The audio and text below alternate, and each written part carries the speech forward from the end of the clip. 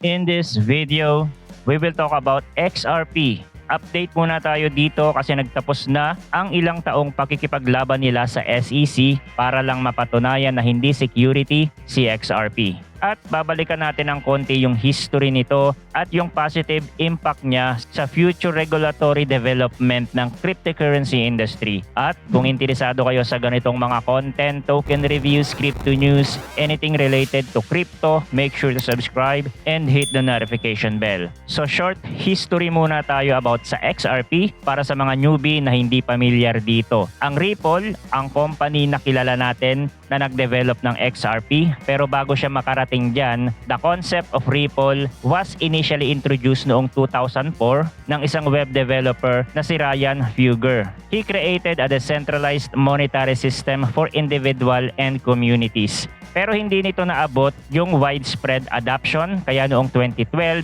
sa tulong ni Jed McCaleb and Chris Larsen, in-approach nila si Ryan para hingin at i-improve ang concept ng Ripple Pay at nakuha nila ito. Initially, McCaleb and Larsen co-founded OpenCoin na di kalaunan ito na yung naging Ripple Labs and they started to develop XRP. It was created in 2012 na ang disenyo ay magsilbing digital asset to facilitate transaction within the Ripple network. At hindi katulad ni BTC na minimina, ang XRP was pre-mined at ang Ripple Labs ang nagdi-distribute ng tokens to incentive network participant. Fast forward to 2015 and 2017, Ripple gained significant traction kasi nagkaroon na sila ng maraming partnership sa iba't ibang financial institutions and payment providers katulad ng Santander and American Express, showcasing the benefits of blockchain technology at napakababa lang ng transaction cost at mabilis pa. Noong 2017, ito yung panahon na lumobo ang value nitong si XRP, one of the top cryptocurrency by market capitalization.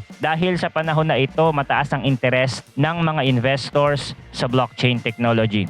Pero noong 2018, dito na dumating yung mga challenges na kinaharap ng Ripple. Kasi nakatanggap sila ng several lawsuit at isa na nga dito yung unregistered securities allegation na nag-conduct daw sila ng ICO, initial coin offering of XRP na dapat daw ni-registered with the SEC. So ang lawsuit na ito ay primarily driven by investors na inakusahan sila na violate daw ang security law. Isa na din dyan yung misleading information about the nature of XRP and its potential for future appreciation. Ito yung mga early lawsuits. At pagpasok ng 2020, nag-file na ng lawsuit ang SEC against Ripple. Ito yung most significant legal challenge for Ripple kasi hindi lang siya for Ripple Labs itself, kasama dyan yung lawsuit sa CEO nito na si Brad Garlinghouse and co-founder Chris Larsen. Ang allegation dito ng SEC sa Ripple ay nag-raise daw ito ng over $1.3 billion through an unregistered security offering by selling XRP. So ito yung mga key points: unregistered security offering,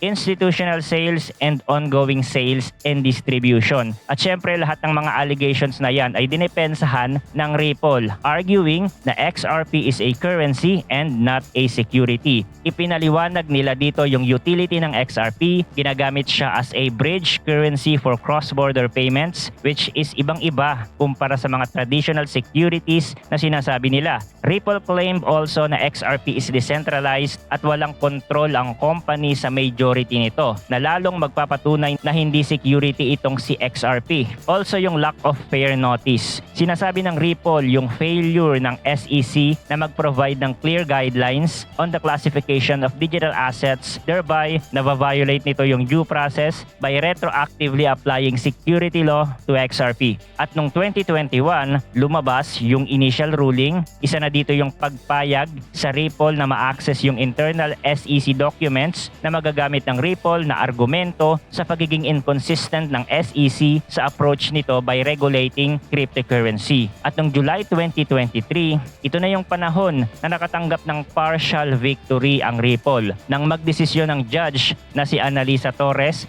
stated that Ripple's programmatic sales of XRP to retail investors ay hindi vina-violate ang federal security law. It was a significant win for Ripple, pero at the same meantime, na-ruled naman ng korte na yung pagbebenta ng Ripple sa mga institution ay totoong security violation. At ang pinaka-latest, ito na yung final judgment sa kaso ng SEC laban sa Ripple ay napagdesisyonan na magbayad ng fine ang Ripple ng $125 million. So maliit lang kumpara sa initial na hinihingi ng SEC na $2 billion.